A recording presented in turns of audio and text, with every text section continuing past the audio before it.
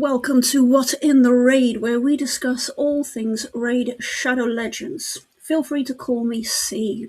As you can see, I have gained a couple more shards. There's a progressive chance event on. I'm not going to be participating in that at the moment. Sorry, there is an update going right now, so some of the little graphics and icons will not display until that's fully on board. Yeah, 2 extra sacred shards, thanks to the clan boss, Demon Lord, which I'm about to go collect right now. Boom. 800 pointies. It's a clan v clan as well, which is quite handy. There's some potions and some gear. That's always good to get. 2,000 points. Ancient shard, always nice. And another one. Okay, brilliant. So, one of the things I kept stressing in my original video is how I used to play with my heart instead of my head. Now, that is great. If you're just after collection, right, and you don't really care about... great, I love an update. You don't really care about getting on and progressing through the game, then that's absolutely fine. If the lore, the aesthetics, and the pretty collection is enough with your shards, then by all means do that. But there comes a point where you just feel like you're not hitting the lines, you're not participating the way you want to. There's rewards out of your depth, right? One of the first places that I started looking was at the various stats. Now, I'm going to go into like a great deal. I'm picking Elhain because she is my starter hero. This is who I started the game with. And you know, I could probably boost her up quite a bit, but for the most part, she's got the basics that she needs for her attack and her critical rate. And of course, as you can tell, there's a fair bit of work that I can still do to her once I've got the gear and the silver available. But what I wanted to show you today, one of the first things that I kind of noticed, and it's in the campaign where you pick it up, where you do quite a lot of your initial work and grinding, and obviously grind all of your mats and your food and your heroes, is this here, the affinities. So it's basically like a rock, paper, scissors mechanism, where you have got magic, spirit, and force competing against each other. Force beats magic, magic beats spirit, and spirit beats force. And then in the middle, you have got void that gets no benefit or no penalty depending on the affinity that it goes. And in the long run, they do make some of the better heroes within the void affinity. But this does play a part, especially when you're grinding for things like Arbiter and going up against like various heroes in your dungeons. It does start playing a part here.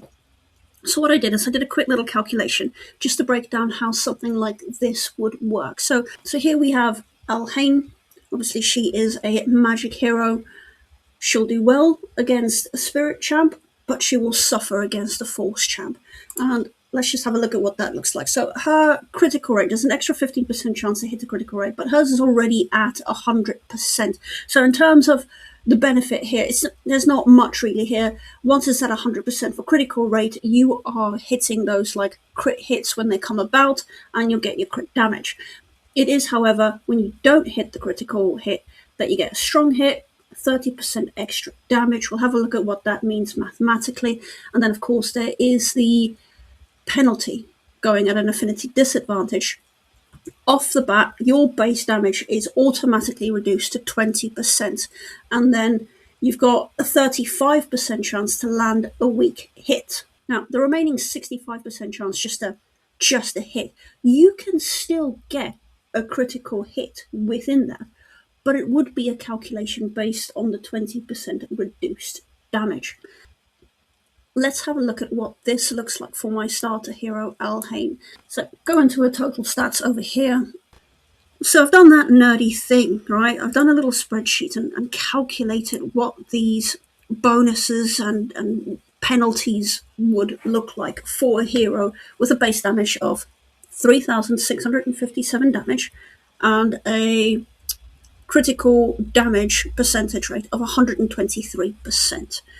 So off the bat, when fighting with an affinity advantage, your base damage goes up by that 30%, making that 3,600 odd 4,754.1, which is quite a nice little hike just on base damage. Your critical hit does not go up by the 30%, unfortunately. So that's your base damage, plus another 123%, making that 8,155.11 damage just based on a critical hit. But that is when you are fighting with an affinity advantage. It gets a lot more interesting at the disadvantage. Off the bat, your base damage goes down by 20%. So that 3,657 goes down to 2,925.6, which, it seems like it should still be quite a reasonable amount of damage, but it really starts hurting when you're clearing those waves.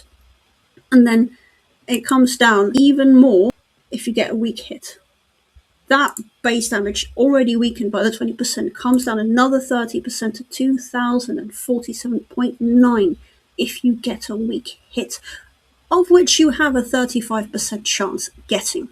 And within that 65% chance, you could still hit a critical hit. It's a lot lower, it's probably the 65%, but you could still hit it, which then takes that base damage plus another 123% of that damage, for a total of 6,524.08, which isn't terrible.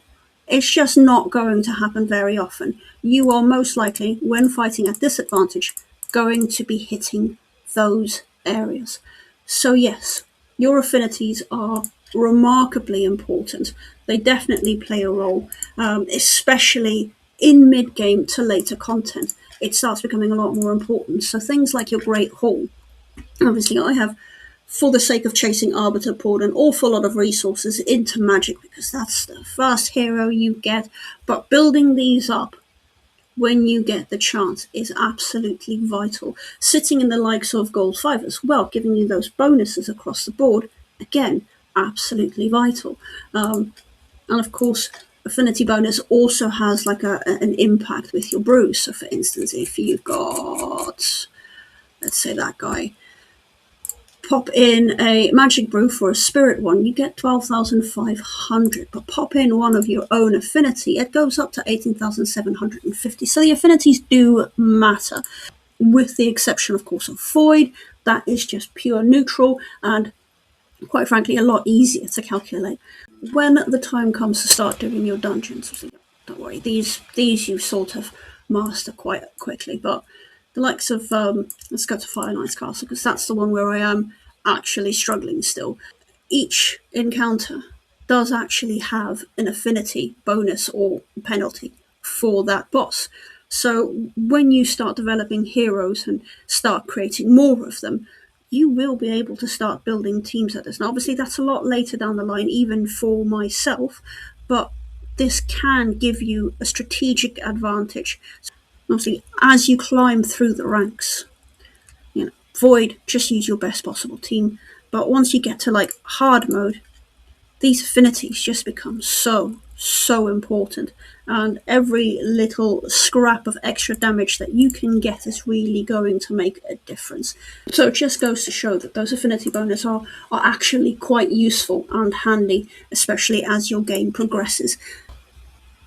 And having said all of that, there is absolutely no urgency for you to rush any of this. You don't have to go and pour all of your resources into building 5 champs per affinity just to have the best possible chances. Like, let it all happen organically. Yes, I've got a boatload full of 60s here, but most of them are geared like poo. That is all still being developed. I've obviously gotten some silver, I've sold some gear, I've done some grinding, and it all just keeps building up. And once I get to a certain point, I will sit and I will level up all of these heroes and their gear, and we'll do all of that together, and they'll all be in a much better stage. But for now, I've got my core 5. They're doing the best they can, and as we develop them, you can develop yours. There is no rush. Just enjoy the game. But yes, that is a little bit of a something to think about, to consider as you progress.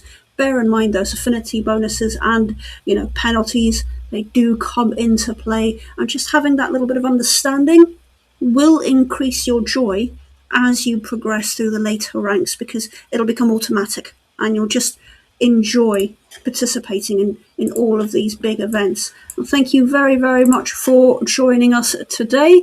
I will see you in the next video. Bye, bye, bye, bye, bye, bye, bye, bye.